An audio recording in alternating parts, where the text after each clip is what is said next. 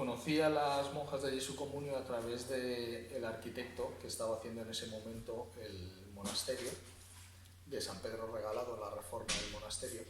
Y entonces fue un encuentro que tuvimos aquí en Madrid y entonces conocí a Verónica, entonces no era la madre Verónica.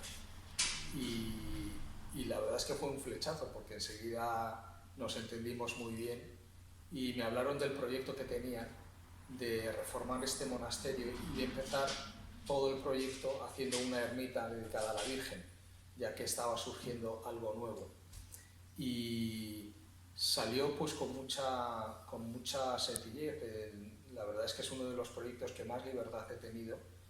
Ellas jamás me dijeron pues hay que hacer la Virgen así o asá, sino que sencillamente me dieron libertad. Yo les presenté una especie de programa en el que se planteaba cómo tenía yo en la cabeza esa imagen y luego a través de muchas conversaciones que fuimos teniendo entre Verónica y yo, pues fuimos definiendo muchos de los elementos que aparecen en esa Virgen.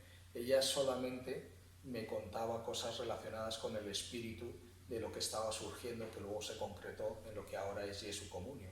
Y yo iba plasmando y formalizando eso en una escultura.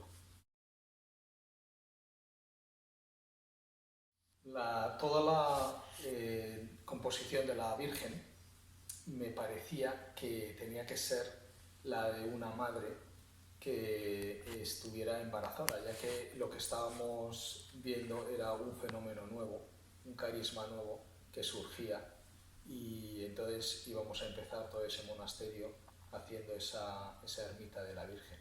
Había una zona muy bonita en la clausura, que es una especie de manantial que hace un lago y tiene una isla en el centro. Y entonces pensamos que esa podía ser la zona en la que pusiéramos a la Virgen. A mí se me ocurrió que la ermita iba a consistir en una reunión de sillas de bronce y en una de esas sillas se sentaría la Virgen, una Virgen embarazada que estaba recogida en oración. Y esta fue mi propuesta. Luego, cuando terminamos la escultura de la Virgen, ellas vieron que no se podía quedar en la zona de clausura, sino que debía estar en la zona en la que acuden los peregrinos, en la propia iglesia, y ya la pusimos en la iglesia provisional que tenían entonces. Pero fue surgiendo todo de esta forma. Esa actitud de la Virgen tenía que ser de recogimiento interior, la mirada es hacia el interior y esta se convierte en un sagrario en la iglesia naciente, y además es la madre que acoge a los peregrinos, ¿no? Esas fueron ideas que fueron saliendo en las conversaciones con Verónica. Ella me iba contando el nuevo carisma, lo que estaba surgiendo, y yo trataba de plasmarlo en las formas, por ejemplo, en detalles tan pequeños como que uno de los pies está adelantado y está en posición casi como si se fuera a levantar la Virgen. Y eso tiene que ver con ese planteamiento de su espíritu de acoger a los peregrinos y de que la propia Virgen es una peregrina. Y entonces, pues ese gesto de estar en camino, pues tenía que ver con esa forma de entender la espiritualidad.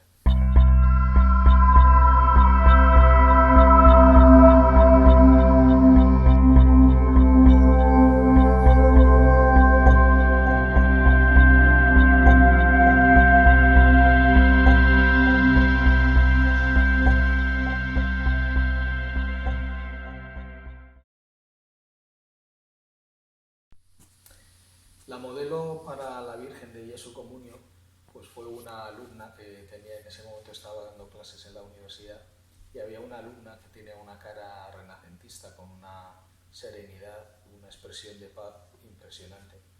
Y entonces le pregunté si quería hacer de modelo para una escultura que estaba empezando en ese momento. A ella le pareció muy bien.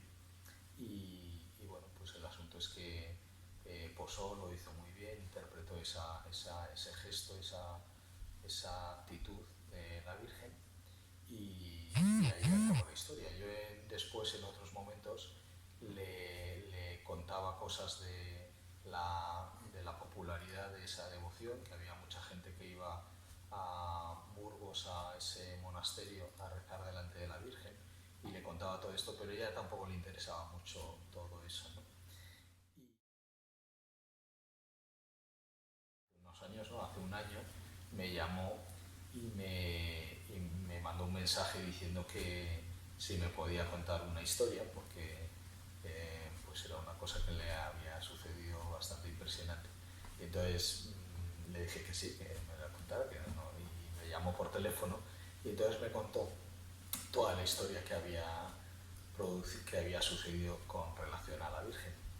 Y es que ella, en el momento en el que yo le pedí pues que posara para hacer la Virgen, pues ella estaba en una situación de bastante, no era religiosa, no tenía, y eso sucedió, según me contó, porque a los 16 años murió su padre y entonces ella se enfadó con Dios y dijo que nunca más volvería a rezar.